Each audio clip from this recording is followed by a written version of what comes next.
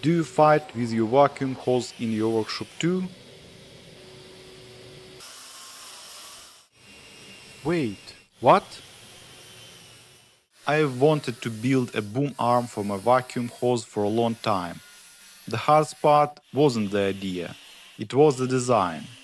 I wanted it to do four things.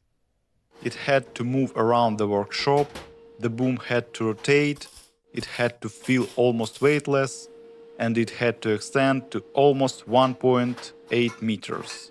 Everything starts with a frame made from thin steel tubing. It's strong, inexpensive, and rigid enough to carry my homemade cyclone, my 100-liter dust barrel, and the vacuum cleaner. For the main pivot, I used two heavy-duty gate hinges with bearings. Don't judge my weld, they hold.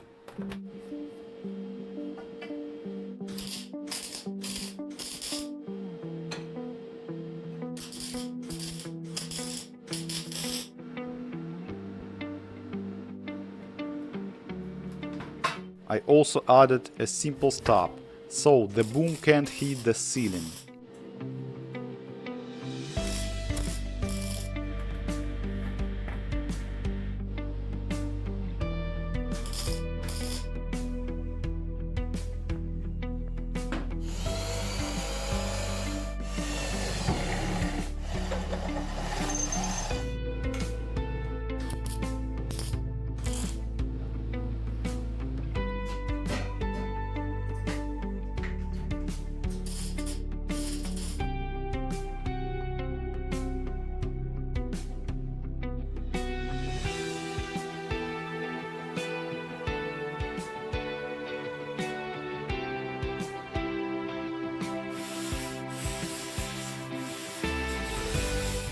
Now it's time for paint.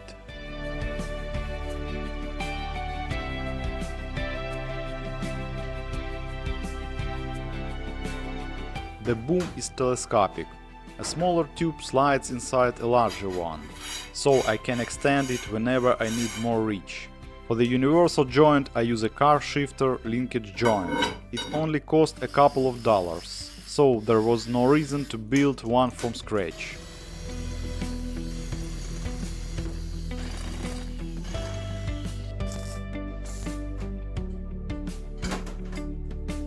Next, I made a few sliding brackets. They can move anywhere along the boom, so I can position the hose exactly where I need it.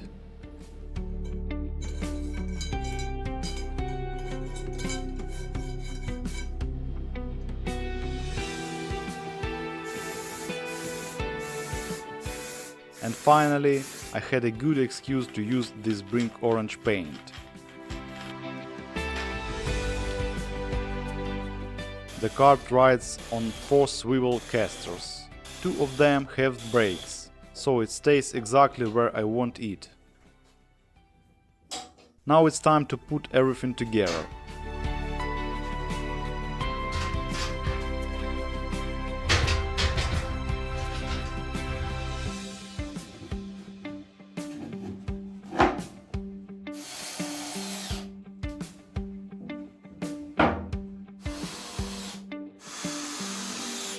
One thing I really like is that the whole boom can be removed. That makes it much easier to transport, and the replacing part later will also be much easier.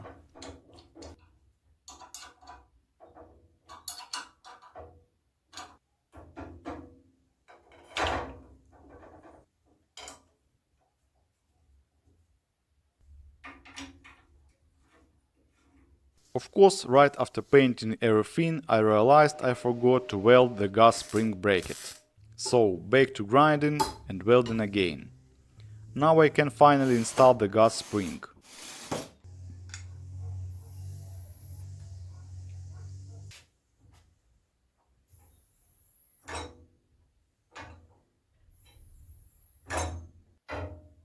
The inner boom locks with a simple hand knob, so changing the length only takes a few seconds.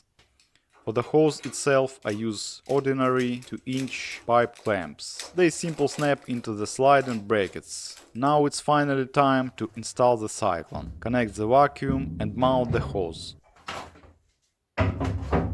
I started with two 100 Newton gas springs. They were just a little too weak. The telescopic boom changed the leverage, so it's almost impossible to calculate the perfect force. Luckily, gas springs are really cheap, so I replaced them with 120 Newton gas springs. Now it works exactly the way I wanted. Man, I should have built this a long time ago.